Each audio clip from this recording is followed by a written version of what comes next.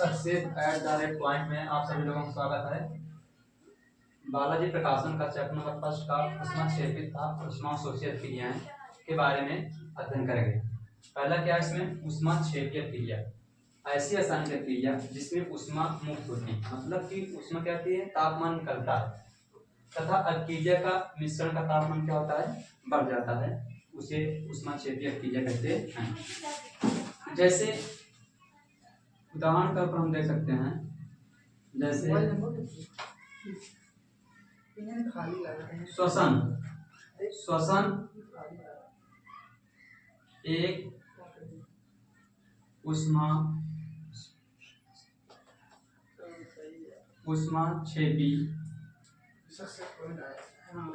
अक्रिया है।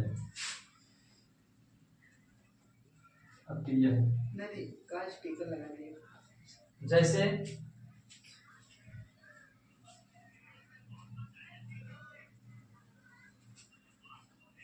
कार्बन ऊष्माक्षेपीय क्रिया है। जैसे मान लीजिए ठंडी का मौसम है, एक क्लास में सभी लोग बैठे हैं, तो जब तक हम क्लास में रहते हैं तो उसका तापमान क्या होता है, बढ़ जाता है, क्योंकि हम लगातार सांस लेते हैं और CO2 निकलता है, जिससे क्या होता है, गर्म होता है और वहाँ क्लास का वातावरण का तापमान बढ़ जाता है। जैसे ही बाहर निकालते हैं फिर ठंडा हो जाता है। इससे सिद्ध होता है कि जो श्वसन है इसमें क्या निकलता है, ऊष्मा निकलता है। और हम दूसरा उदाहरण दे सकते हैं, जैसे कार्बन को ऑक्सीजन की उपस्थिति में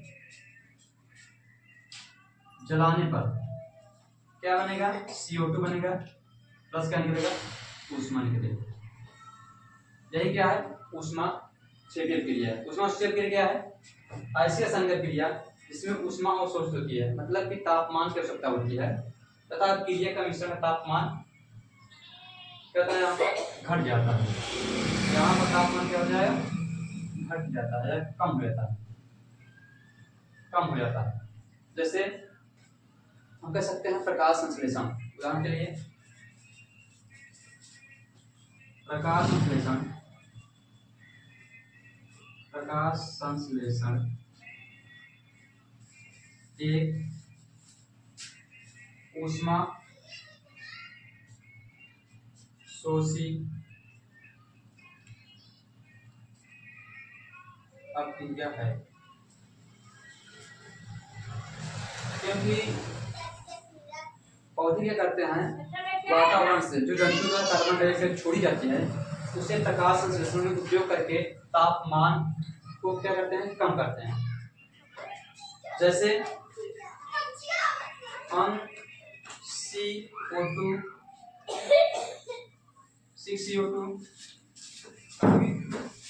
प्लस